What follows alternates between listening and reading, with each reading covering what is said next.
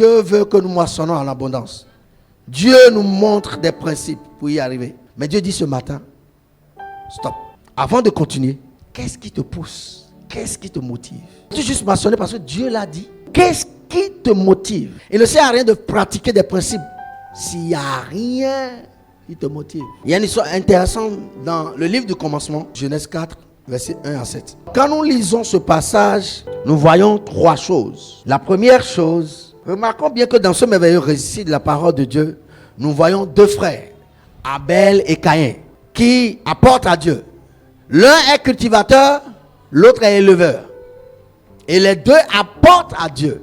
Mais la remarque est que en ce moment-là, il n'y avait pas encore la loi. Dieu n'avait encore demandé à personne de nous faire une offrande. C'est clair qu'à ce moment, ce qui a motivé Abel et Caïn à donner leur offrande à Dieu, ce n'est juste qu'un cœur reconnaissant. Caïn et Abel ne l'avaient pas fait par obligation. Mais c'est une offrande volontaire, juste motivée par le cœur, un cœur reconnaissant. C'est la première chose. La deuxième chose, remarquons que Caïn et Abel ont donné du fruit de leur travail. L'un est cultivateur, il a apporté les fruits de la terre. L'autre est éleveur, il a apporté les premiers-nés de son bétail. Quand vous lisez ce passage, la Bible ne donne aucun détail nous permettant de dire que l'offrande de Caïn était de mauvaise qualité. Lisons la Bible et laissons les opinions. Tout ce que la Bible fait, la Bible va zoomer l'offrande d'Abel parce que c'est l'offrande qui a été agréée. Les deux ont apporté du fruit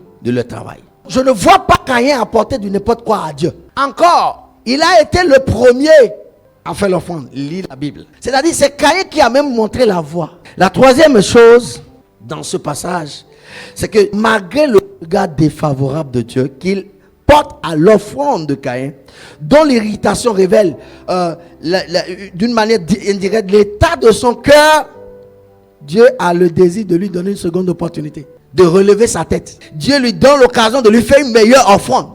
C'est-à-dire une offrande selon le cœur de Dieu. Donc le problème n'était pas l'offrande. Dieu n'a pas refusé l'offrande de Caïn parce que l'offrande était de mauvaise qualité. Non.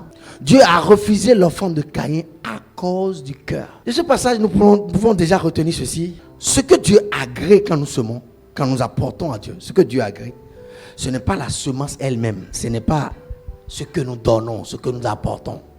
Ce n'est pas la valeur, la grandeur, ce n'est pas ça. Mais plutôt le cœur avec lequel nous apportons. La valeur de l'offrande ne dépend pas seulement de la qualité. Je ne dis pas qu'il faut donner du n'importe quoi à Dieu.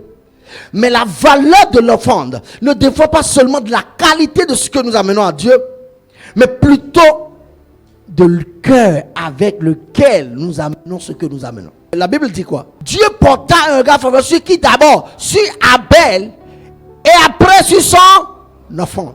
Quand nous apportons à Dieu, ce que Dieu regarde d'abord, qui apporte? Parfois nous semons et nous ne récoltons pas. Parfois nous semons et nous n'allons pas récolter. Simplement parce que nous semons ou bien nous avons semé avec de très mauvaises motivations. Je veux te dire ce matin, il est possible de donner et de ne pas recevoir. On aime Dieu, on a une bonne attitude. On désire obéir à Dieu. On désire pratiquer les principes. Mais on vient avec une semence.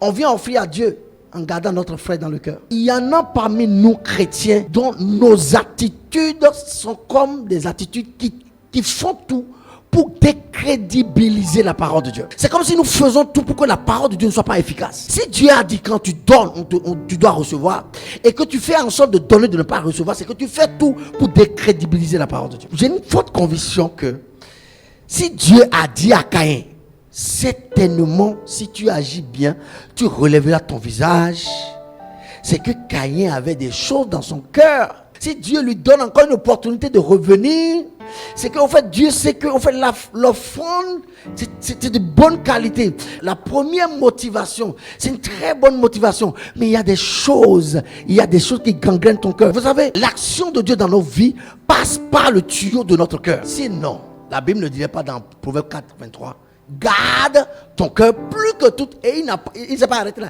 Il dit de lui viennent quoi? Les sources de la vie. L'action de Dieu dans nos vies passe par un tuyau qui est appelé le cœur. Quand ce tuyau est bouché, c'est compliqué de recevoir de Dieu. C'est compliqué. Quand ce tuyau est bouché, même Dieu même a du mal. Dieu a envie, Dieu veut te faire du bien, mais le canal est bouché. Les provisions sont là, mais ça ne coule pas. Nous avons l'impression que Dieu nous a oubliés, mais la vérité est que le tuyau est bouché. Arrête d'empêcher l'œuvre de Dieu dans ta vie. Beaucoup seraient venus déjà à Christ à cause du témoignage qui doit sortir de ta vie, mais tu es en train de les bloquer dehors, parce que tu bloques l'œuvre de Dieu qui doit arriver dans ta vie. L'évangélisation, pour moi, la vraie, c'est regarde ma vie. Je ne te parle pas d'utopie. Regarde ma vie. Caïn a certainement l'habitude de se comparer avec ses frères. Certainement, Caïn était venu offrir à Dieu avec une bonne volonté, mais ne s'attendait certainement pas à voir son frère Abel venir faire la même chose. Peut-être il se disait dans son cœur, qu'est-ce qu'il est venu chercher là? Peut-être, je ne sais pas. Peut-être que Ève préférait Abel à Caïn. Et Caïn avait gardé des choses dans son cœur. Caïn, certainement, avait un mépris envers l'action d'Abel. Bien-aimé, combien de fois nous ne nous sentons pas en insécurité quand quelqu'un qui physiquement semblait être inférieur à nous a commencé par être élevé par Dieu? Comme si nous avions reçu de Dieu une dérogation de responsabilité sur cette personne. Quand nous donnons à Dieu avec un mauvais cœur, voici ce qui se passe. Ce qui précède notre offrande, c'est une odeur désagréable et nauséabonde. Dieu rejette. La Bible dit dans Philippiens 4, 18 à 19, j'ai tout reçu. Je suis dans l'abondance, Paul qui parle. J'ai été comblé de bien en recevant par Épaphrodite ce qui vient de vous comme un parfum de bonne odeur. Un sacrifice que Dieu accepte et qui lui est agréable. Et mon Dieu pourvoira à tous vos besoins selon sa richesse avec gloire en Jésus-Christ. Alors, dans quelle disposition devons-nous rester pour donner à Dieu? Première caractéristique d'un cœur que Dieu agrée, c'est un cœur qui veut glorifier Dieu en premier. Un cœur que Dieu agrée, c'est un cœur qui craint Dieu en premier. Parfois, il y a des choses tu as besoin de faire le dos rond quand tu es convaincu que c'est Dieu qui le demande. La moisson abondante dont Dieu a parlé pour cette année dépend uniquement de lui. Ça dépend de Dieu et non de toi et moi. Dieu ne donnera pas forcément ce que nous désirons. Mais sois attentif. Discerne bien ce que Dieu aura fait dans ta vie, parce qu'il fera.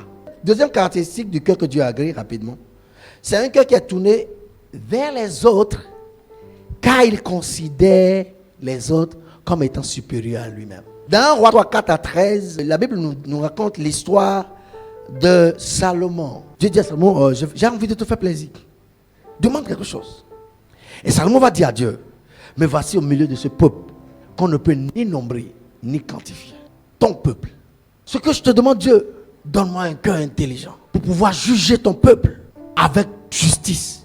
C'est-à-dire, autrement, Salomon demande à Dieu, Seigneur, aide-moi à faire ta volonté au milieu de ce peuple. Aide-moi à glorifier ton nom. Aide-moi à faire du bien à ce peuple. Ne me laisse pas juger ce peuple selon moi, parce que moi je ne connais rien. Moi je ne peux pas bénir ce peuple. Moi je ne peux pas conduire ce peuple. Aide-moi. La Bible de Dieu dit, cette demande de Salomon plut au Seigneur. Et Dieu dit, puisque tu ne demandes pas pour toi, ce qui fait lever de Dieu de son trône, ce qui fait lever Dieu et Dieu te transfère la richesse des nations, c'est quand tu ne demandes plus pour toi. Combien de personnes bénéficient de toi? Quelle est la dernière fois que tu as demandé d'après un frère ou une soeur qui ne vient plus à l'église? Dieu cherche à transférer la richesse. Dieu cherche à se glorifier dans nos vies. Dieu veut que les gens voient nos vies et glorifient le Père. Dieu veut faire des choses extraordinaires pour vous. Dieu veut que quand on nous voit, notre cas soit vraiment différent. Dieu veut qu'il y ait une différence entre nous et ceux qui ne le servent pas. Mais avant ça, bien-aimé, Dieu a un peuple nombreux qu'il veut toucher. Et il veut passer par nous pour les toucher. Dieu ne va jamais te transférer la richesse des nations pour que tu en jouisses pour toi-même, toi seul. Le but de Dieu derrière la bénédiction n'est pas toi, mais les autres. Mais ce qui est bien, c'est que ça va transiter par toi. Ça veut dire que tu vas en jouir. Alors ce matin, j'aimerais te supplier par les compassions de Christ. Débouche le tuyau.